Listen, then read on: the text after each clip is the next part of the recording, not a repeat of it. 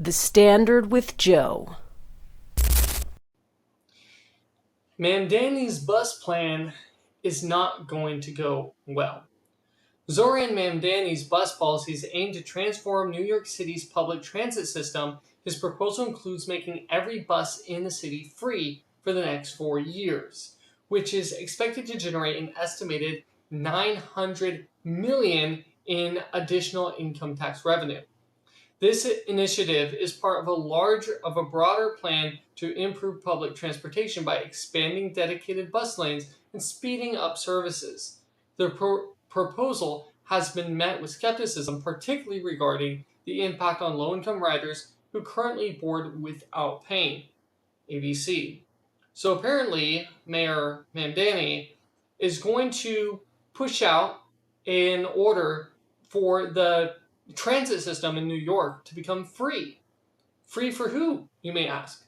Because apparently the low-income workers already pay free. Someone else is going to be getting free. Probably higher income workers. Maybe even rich people. But something you got to notice, nothing is free. This is not free. They're going to be spending $900 million on this new free public transportation method system that he wants to put into place. And now notice this doesn't help the poor people of New York because they already get on the bus free. But who is going to be paying for it now? Everybody who pays taxes. So now not only the people who are maybe middle class or higher are now paying for their fare on the bus, depending on their income, but now even the people who are supposed to already be coming free are now not receiving it free. Now they're going to be paying taxes. It's going to bump up their income tax in the city of New York.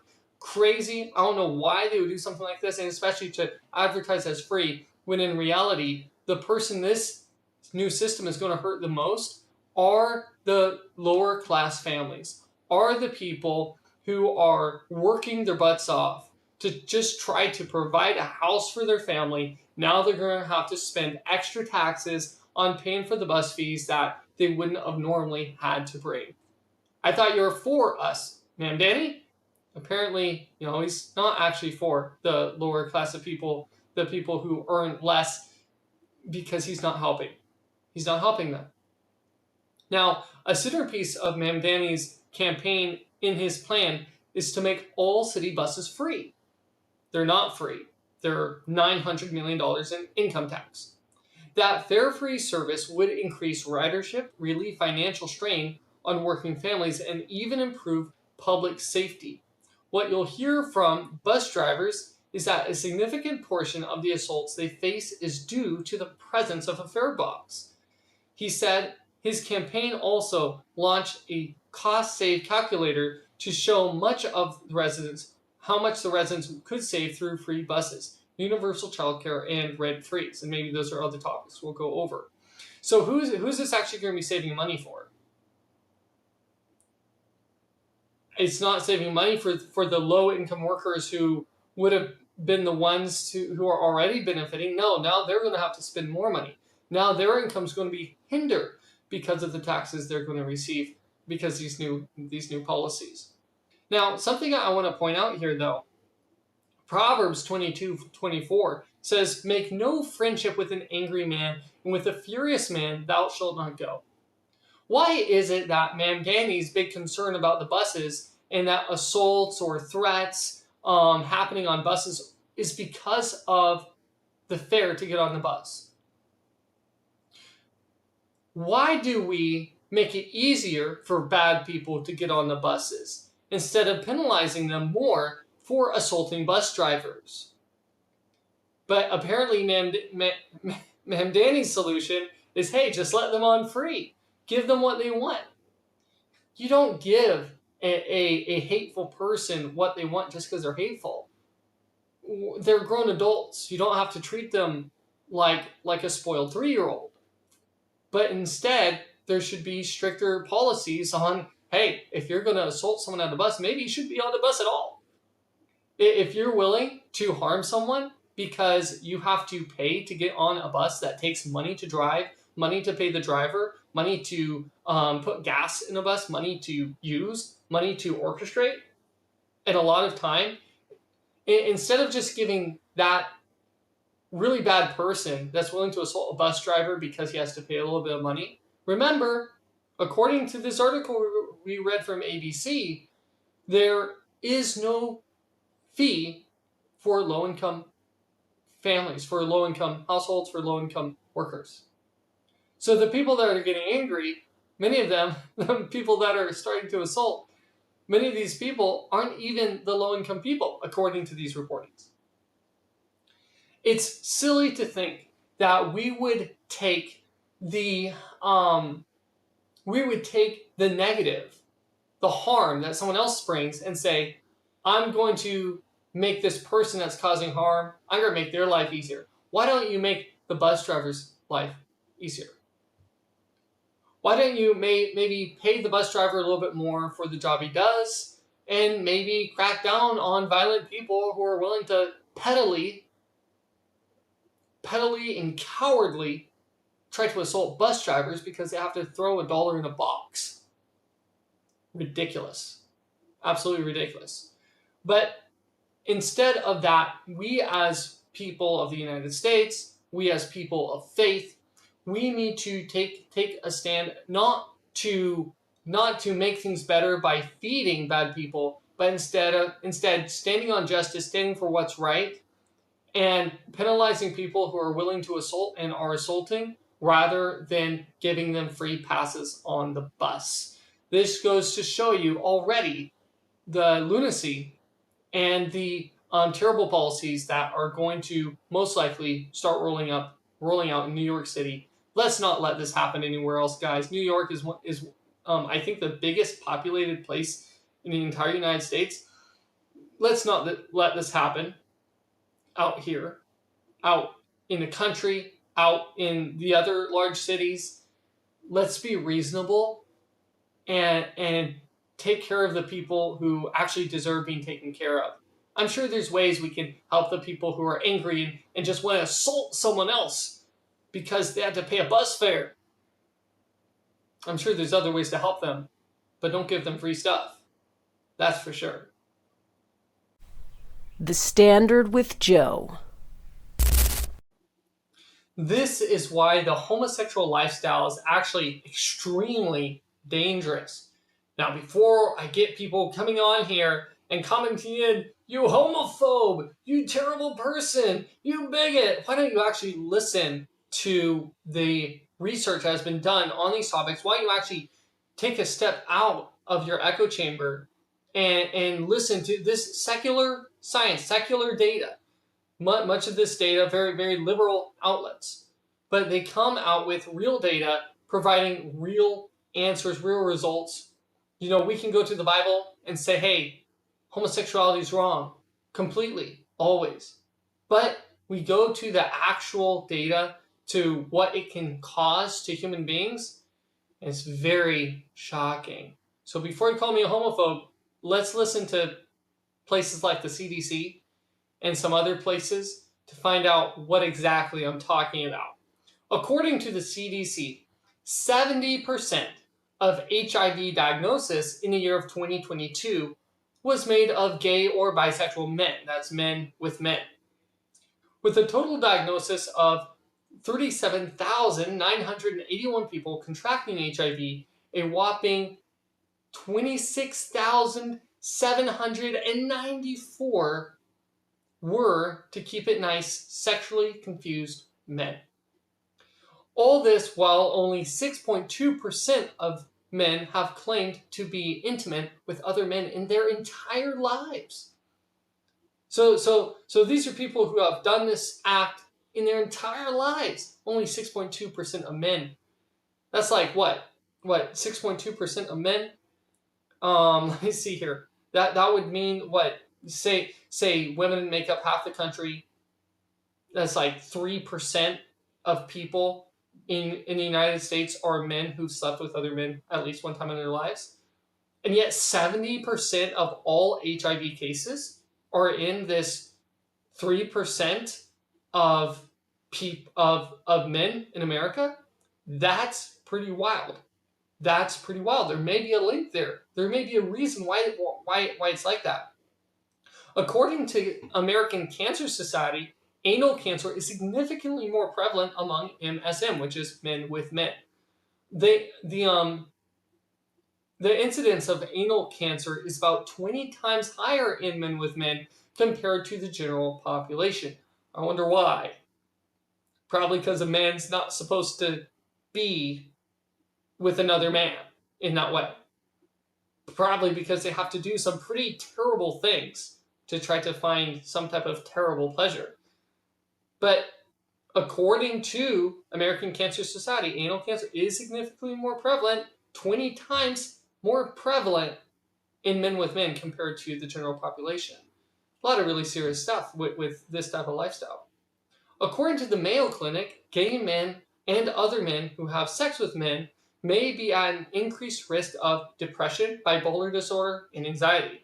And trust me, if you go to your local charismatic church, local Pentecostal church, if you go to your local church that believes in prayer and takes it very seriously, much of these things you can find freedom from by coming to God through Jesus. Really cool stuff. But it is interesting that these people, gay men and men that have sex with other men, are at an increased risk of depression, an increased risk of bipolar disorder and anxiety. Gay men are also more likely to have body image problems and eating disorders such as anorexia or bulimia than are other men. It's almost like men who are straight have less problems.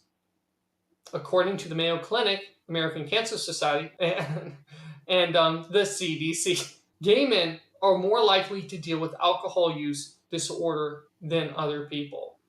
In other words, they're more likely to be drunks. Very unhealthy lifestyle. And here's another one. Violence can affect anyone in an intimate relationship. This is back to the Mayo Clinic. And research has shown that gay men and other men who have sex with men experience intimate partner violence at a higher rate than other men do. But gay men might be more likely to stay silent about this kind of violence due to fear of discrimination. Are you kidding me? Fear of discrimination?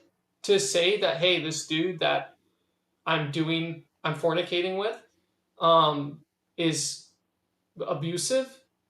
I mean, come on.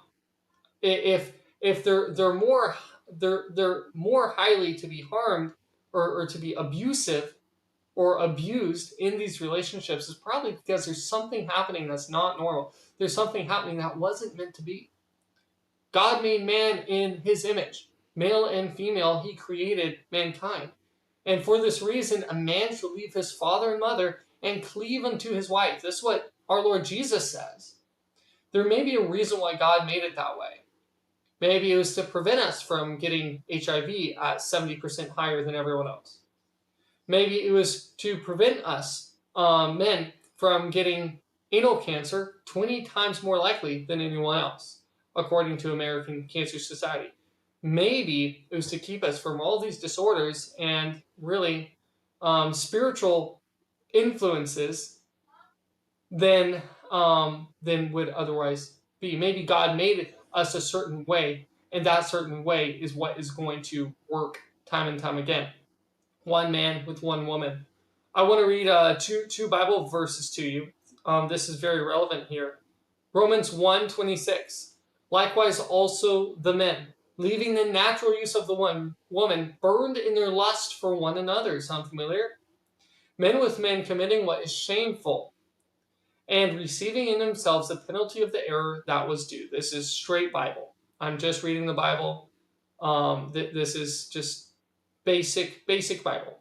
1 Corinthians 6:11, and such were some of you, but you were washed, you were sanctified, you were justified in the name of the Lord Jesus and by the Spirit of our God.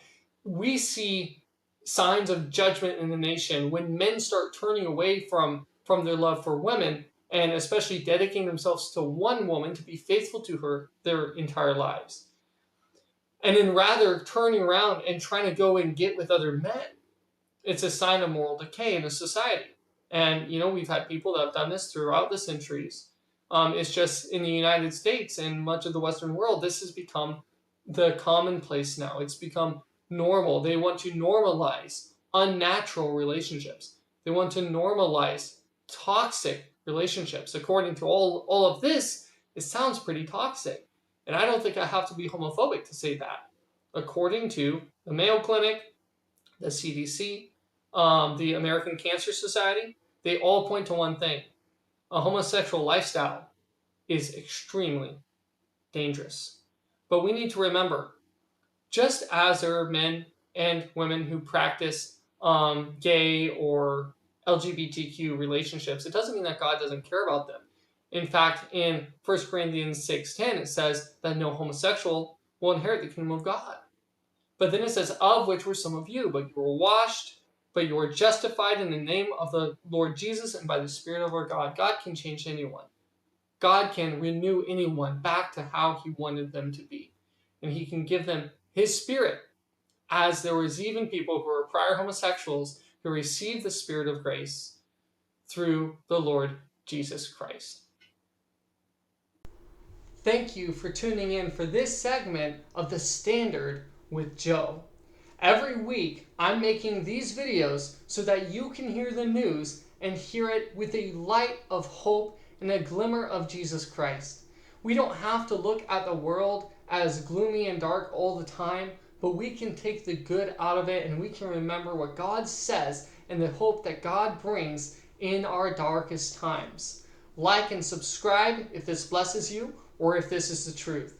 And don't forget, consider supporting me, as I will be putting a link in the comments where you can support me and I may be able to start making more videos just like this. For now, it's going to be once a week, so make sure you stay tuned for the next segment. God bless you. The Standard with Joe. The Nasty 9 takedown shows why you need to be more cautious in taking care of your children. Harford County MD, according to WBFF, Harford County Sheriff Jeff Garler said that at a recent undercover sting that focused on identifying and arresting child predators as a part of Takedown with Chris Hansen has resulted in the arrest of 9 men from across Maryland, Pennsylvania, and Virginia. As part of the month-long operation, Galler said his detectives engaged in online conversations with dozens and dozens of people, resulting in the arrest of 9 men from across 3 states who Galler called the Nasty 9. There may be some stronger words we can use for these types of men. Galler said each suspect believed they were meeting up with an underage boy or girl for the purpose of sexual activity. Each of the suspects was met by Hansen and a Harford County deputies and were taken into custody. Rightfully so. One of the suspects, Nicholas Fountain of Collegeville, Pennsylvania, was found to be the owner of 2 daycare centers in Pennsylvania. Stop right there. You mean that there was a man who was in charge of 2 daycare centers? The owner of 2 daycare centers? Who went to go have some type of perverted pleasure with a minor? How did this guy get in the place where he's at? What types of things do you think he's doing in these daycares? Like that makes me really concerned about the children in these daycares. And it just goes to show you, you can't trust everybody. You can't trust everybody. So many parents nowadays, the dad works a job and the mom wants to work a job too. She doesn't want to work the job of staying home and raising up the kids as dad goes and gets the food. Dad goes and makes the money and pays the bills and does this. She wants to go and do her own job as well. And there's a place for women to have work and to do jobs. But if you're a woman and you have children, your primary job is to protect them, nurture them, as even most of nature shows the same thing. And then the man's job is to provide for you and to take care of you and also take care of the children so that when he comes home, maybe you can have a break. But children were never meant to be left at a daycare. Children were never meant to be away from their parents 8 hours a day. They were meant to grow up with their parents, learn from their parents, be protected by their parents, guarded by their parents. But instead, so many of them are thrown into daycares. And I know not every daycare is going to be bad like this, but this guy owned 2 daycares. He was a child predator. I wonder how much he was preying on the children in his own daycares. It's just going to show you, you shouldn't let a stranger take care of your children. The person that can take care of your children the best, 99.999% of all people, is the parents. The parents who are supposed to step in, educate their children, teach their children about God and about important values, and bring them in a family relationship. Show your sons how to treat women and how to prepare to be godly, hardworking husbands, and show your daughters how to treat men and to be godly, pious, and honorable young women who will also work hard with their hands, just like the men. There's so much more value to raising your children yourself. I was blessed to be raised in a homeschool family where I always had a parent around to teach me and to be with me. And of the homeschool families that I know, not all of them turned out perfect, but the vast majority of homeschoolers that I knew growing up, even though not all of them kept walking with God, they all stayed very successful. And they all became more upright and moral people in general. There's public schoolers that do the same thing. But you see in a homeschool community, there is an increase of hard work, an increase even of education. A lot of homeschoolers are very educated. Once again, it's not everyone. Not everyone does a good job homeschooling. But the children belong with their parents. They don't belong to the state. The children doesn't belong to the government. The children belong to you as a parent. So make sure you're the protector. You're the guardian. Sometimes it's best for one of the parents to step down from a job to commit to the full-time job of taking care of children. And hey, you won't have to pay the daycare anymore. Let's keep reading. Another suspect, Tyler DeVault in Gettysburg, Maryland, told the undercover officer he thought was a 14-year-old girl that he wanted to meet up with her and tried to figure out if she was a police officer. Gawler said that DeVault actually commented that they didn't want to see Chris Hansen from the show To Catch the Predator. They were waiting for him. Upon arrival to meet up location, Gawler said DeVault had a pizza box in hand when he was faced with Harford County deputies and Chris Hansen waiting for him. Fox 45 News. Matthew chapter 18 verse 6. But whosoever shall offend one of these little ones which believe in me, it would be better for him if a millstone were hung about his neck. That's right, a rock were hung about his neck, and he were drowned in the depths of the sea.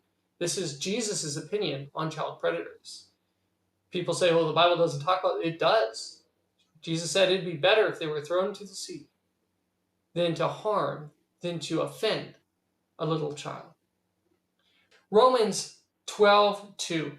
And be not conformed to this world, but be transformed by the renewing of your mind, that you may prove what is good and acceptable in the perfect will of God.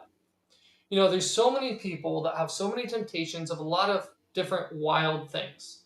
That goes from sexual temptations toward all sorts of things. But God can actually change your mind. God can change the way you think. So many people think, oh, this is just how I am. Hopefully not like these guys. But when it comes to other forms of sexual deviance, when it comes to other forms of sexual immorality as well, people think, oh, is this just who I am? Are these thoughts just me? It's not.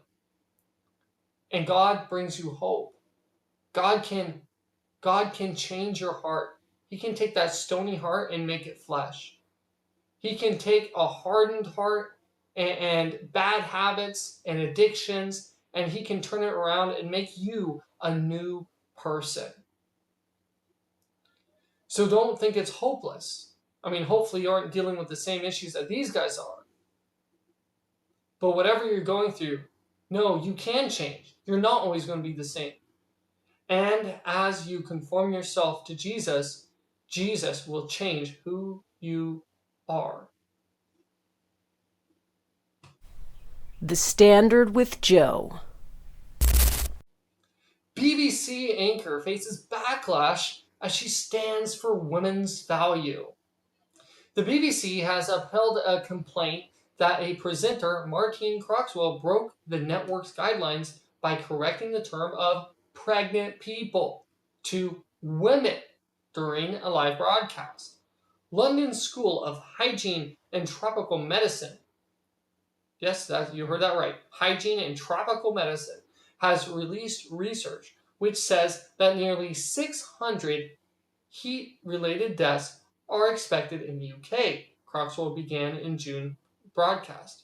Malcolm Mystery, who was involved in the research, says that the aged pregnant people, women, she said, pausing briefly with an edge in her voice, and those with pre-existing health conditions need to take cautions. So basically, this reporter didn't like it that they said pregnant people, and so she said women. Why did she say women? Is because when people say to refer to women as pregnant people or birthing persons, it degrades the value of a woman. Is a woman all to you someone who can get pregnant? Is all a woman to you someone who births other human beings? I think women have, obviously that's valuable to them, but I think they have tons more value than just being labeled birthing people or pregnant people. There's only one type of person that can get pregnant, and that's a biological woman. Only one type of person, a biological woman. And if you take away that part of a woman, you're going to be taking away a lot. You're making insults to women. You are degrading women when you call them pregnant people. How about pregnant women? Men can't take their place. There's so many things women can do, men cannot take their place. And there's so many things men can do that women cannot take their place. Give a woman the dignity she deserves. And I think that this reporter on the BBC did just that. She was reading and it said birthing people or pregnant people, and she corrected it and said women because she has some common sense. She has some common sense. Wow. The phrase pregnant people was followed by a facial expression which has been variously interpreted by complainants as showing disgust, ridicule, contempt, or exasperation. The BBC reported in a news release Thursday. BBC News management initially claimed Coxwell was reacting to scripting in somewhat clumsy or incorporated phrases from the press release accompanying the research. BBC's style guide also does not include specific rules about using the term pregnant people. The ECU reported the findings to BBC News Management, which reportedly discussed the matter with Croxwell and the editorial team behind the video. It is unclear what additional action will be taken. I hope she gets a raise. I hope she gets promoted because she's not dealing with this foolery of degrading women and trying to make it as though a biological man can be a woman. Only a woman can get pregnant. Only a woman can give nurse to a child. Only a woman is able to be a mother. I'm sorry, you not straight dudes out there, you cannot be a mother. You just can't. It is not within your ability. A mother is something that's very unique, and it's something that is only shared by women. Only women can be mothers. Only women can have that value, and only women can be pregnant people. So instead of catering to this crazy idea that anyone can be anything, why don't we take value in what we actually are? And I think this reporter did a good job taking value in what women actually are. Women are not just quote-unquote pregnant people. Women are women. And by the way, women are the only ones that can get pregnant. So, as she suggests, let me see here, aged women and those with pre-existing health conditions need to take precautions in a situation that she was talking about. For sure. For sure.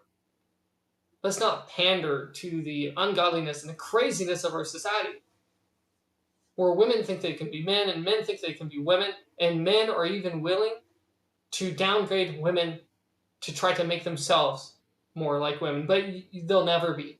They'll never be more like women. They'll always be men, no matter what they do to themselves. And so I'm going to stand with women today. Women deserve applause.